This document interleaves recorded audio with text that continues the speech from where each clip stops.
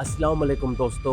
छा हिकु धीअ पैदा थियणु कोई ॾोह आहे? तारीख़ गवाह आहे त जॾहिं बि हिकु मासूम औरत आवाज़ उथायो त उनखे हक़ ऐं सच इंसाफ़ बिल्कुलु बि न मिलियो। हिकु मासूम नंढड़ी न्याणी खे ज़मीन खाई वई या आसमान खाई वई, जेका पंहिंजी मज़हब खां मथां ऐं इंसानियत ऐं रवादारी जो सबूत ॾेई रही हुई। ऐं ॿी न्याणी रत सां रंगियल पंहिंजे पीउ, पंहिंजे ॾाॾे ऐं पंहिंजे चाचे जा लाश ॾिठा, ऐं उहा अकेली पेरें उघाड़ी हिन निज़ाम सां विढ़ंदी रही जंहिं पंहिंजो कंध न झुकायो। ऐं हिकु ॿी छोकिरी खे पंहिंजे पीउ जो रत सां रंगियल लाश मिलियो। उहा छोकिरी बि पंहिंजे पीउ जो लाश खणण खां पोइ हिन ज़ालिम निज़ाम आॾो दीवार बणिजी करे बीह रही। अॼु जी हिन वीडियो जो मक़सदु सिर्फ़ु इन्हनि थियल वाक़िअनि जे बारे में ॻाल्हाइणु न आहे, पर इन्हनि जी असल हक़ीक़त छा आहे, ही निज़ाम छा चाहे थो, न्याणियुनि सां इहो सलूक छो थिए थो, उन्हनि ते इहो ज़ुल्म छो थिए थो, ऐं इन जे पोयां जेका असल वजह आहे उन जी मुकमल इन्वेस्टिगेशन हिन वीडियो जे अंदरि तव्हांखे मिलण वारी आहे। अॼु असां अहिड़े टिनि ज़ख़्मनि ते ॻाल्हाईंदासीं, उन्हनि जी असल हक़ीक़त खे सम्झंदासीं जेका आम मीडिया कॾहिं बि नाहे ॿुधाईंदी। वीडियो खे मुकमल ज़रूरु ॾिसंदा, छो त तव्हांजी दिलि, तव्हांजी रूह ऐं तव्हांजो दिमाग़ जाॻण वारो आहे। सभ खां पहिरियां ॻाल्हाईंदासीं उन केस जे बारे में जेको हर इंसान जे दिलि खे झोरींदड़ आहे, हर सिंधी जे लाइ, हर दिलि जे लाइ वॾो हिकिड़ो सदमो आहे। मासूम न्याणी प्रिया कुमारी 19 अगस्त 2021 ते हर तरफ़ अज़ादार मौजूदु हुआ, मातमी जलूस मौजूदु हुआ, ऐं सभ खां वॾी ॻाल्हि त उते पुलिस ऐं कानून बि मौजूदु हो। इन समूरे रश मां एतिरनि माण्हुनि मां मासूम प्रिया कुमारी खे अगवा कयो वञे थो, ऐं उते कानून ऐं पुलिस जे हूंदे इहो कमु थियो। इहो हिकिड़ो तमामु वॾो सवालिया निशान आहे कानून जे लाइ। दोस्तो, आम तौर ते हिंदू ॿारनि खे अगवा कयो वेंदो आहे त सिर्फ़ु ऐं सिर्फ़ु पैसनि जे लाइ, पर प्रिया कुमारी जे लाइ न के पैसा घुरिया विया, न के तावान घुरियो वियो। अॼु जे ॾींहं तक प्रिया कुमारी ग़ाइबु आहे, ऐं उन जी वालदा रत जा ॻोढ़हा वहाईंदे, सबील हलाईंदे पंहिंजी मासूम न्याणी जी राह ॾिसंदी रहे थी। प्रिया कुमारी जे लाइ सिंध जे हर ज़िले में कश्मीर खां वठी कराची ताईं एहतजाज थिया, सोशल मीडिया ते तहरीकूं हलायूं वयूं, ऐं JITB जोड़ी वई। हुकूमत जो चवणु इहो आहे त असीं हुन मासूम न्याणी खे बाज़ियाब न कराए सघियाऊं, पर ख़बरूं मिलियूं आहिनि त उहा मासूम न्याणी ज़िंदा आहे। ॿियो ज़ख़्म आहे डॉक्टर मेहरांग बलोच। दोस्तो, इहा कहानी शुरू थिए थी 2009 में, जॾहिं मेहरांग बलोच हिकु शागिर्दियाणी हुई, ऐं उन जे वालिद साहब अब्दुल गफ़ार लांगो, जेको हिकु लेबर लीडर हो, उनखे कराची जी मीज़ान बैंक जे ॿाहिरां गुम कयो वियो, ऐं 2 सालनि ताईं मासूम मेहरांग पंहिंजे वालिद साहब जे लाइ क्वेटा प्रेस आॾो एहतजाज कंदी रही। आख़िर नतीजो छा निकितो?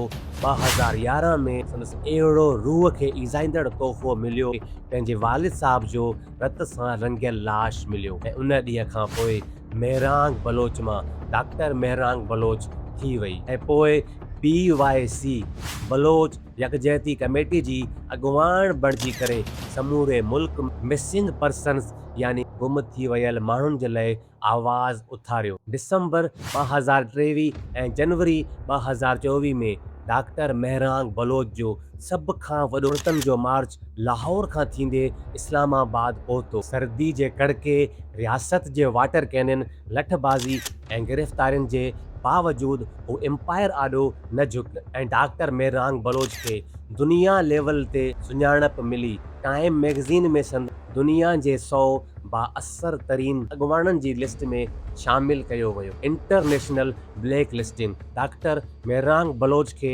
ॿाहिरिएं मुल्क वञण ते पाबंदी लॻाई वई, संदन नालो स्टॉप लिस्ट में शामिल कयो वियो। उनखे ॿाहिरिएं मुल्क में थींदड़ इंसानी हक़नि जी कॉन्फ्रेंस में वञण खां रोकियो वियो। हिन केस में दिलि खे सभ खां वॾो सदमो तॾहिं आयो जॾहिं हलंदड़ महीने जून 2026 में क्वेटा जी anti terrorism court ATC Mahrang Baloch ऐं संदन साथियुनि खे रियासत ख़िलाफ़ नारा हणण ऐं बग़ावत जे केस में उमिरि क़ैद जी सज़ा ॿुधाए छॾी। डॉक्टर मेहरांग बलोच जी बहादुरी खे सलाम आहे त उमिरि क़ैद जी सज़ा जे बावजूदु डॉक्टर मेहरांग बलोच गिरफ़्तारी जे बदिरां इन केस खे हाई कोर्ट में चैलेंज करण जी तयारी करे रही आहे ऐं हाणे डॉक्टर महरांग बलोच जी मक़बूलियत पहिरियां खां बि वधी वई आहे। ऐं दोस्तो, जेको टियों दिलि ऐं रूह खे तकलीफ़ ॾींदड़ ज़ख़्म आहे उम्मेर बाब Chandio case.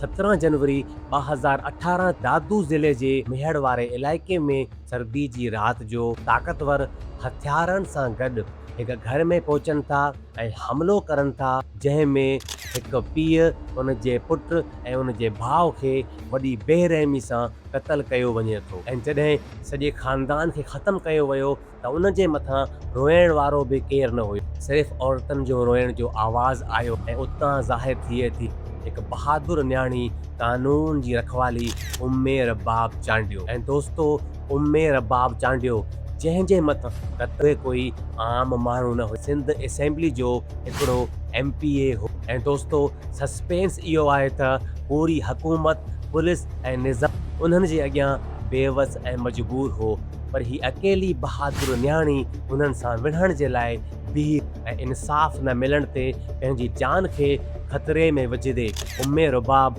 Chief justice Saqib Nisar जी गाॾी जे अॻियां बीह रही, जंहिं पूरे मुल्क खे लोॾे छॾियो। ऐं हिन केस खे थकाइण जे लाइ सखर दादू मेहड़ खां वठी 400 कोर्टनि जे अंदरि केस हलाया विया त जीअं इन न्याणी खे थकायो वञे, पर उम्मेर बाब चांडियो दीवार बणी करे बीह रही, उन हार न मनी। ऐं दोस्तो, हाणे अचूं था उन असल हक़ीक़त जी तरफ़।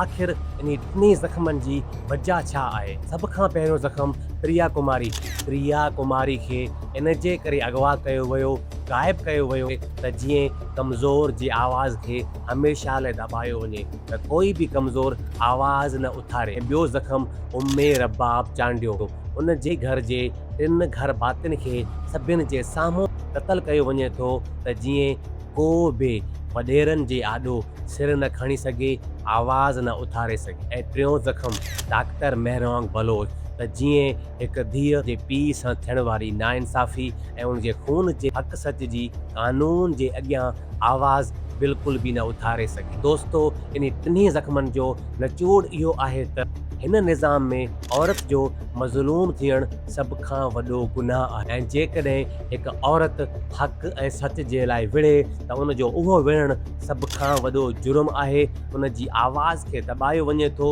उन सां इंसाफ़ न कयो वञे थो ऐं अॻियां अचण वारे नसलनि खे इहो ॾेखारियो वञे थो, जेकॾहिं अव्हां उथंदा वे, आवाज़ उथारींदा वे त अव्हां सां बि इहा ई हालत थींदी। ऐं दोस्तो, इन टिनि ज़ख़्मनि जे बारे में, निज़ाम जे बारे में ऐं इन सिस्टम जे बारे में तव्हांजो छा ख़्यालु आहे? कमेंट करे ज़रूरु ॿुधाईंदा। तव्हांखे इहा इन्वेस्टिगेशन पसंदि आई आहे त इन वीडियो खे लाइक कंदा ऐं पंहिंजे दोस्तनि सां शेयर कंदा। ऐं जेकॾहिं तव्हां इन फेक फाइनल जे चैनल ते नवां आहियो, चैनल खे सब्सक्राइब करणु न विसारींदा। मिलंदासीं हिकिड़ी ॿी सची इन्वेस्टिगेशन सां गॾु। तेसीं ताईं पंहिंजो ख़्यालु रखिजो। अल्लाह हाफ़िज़।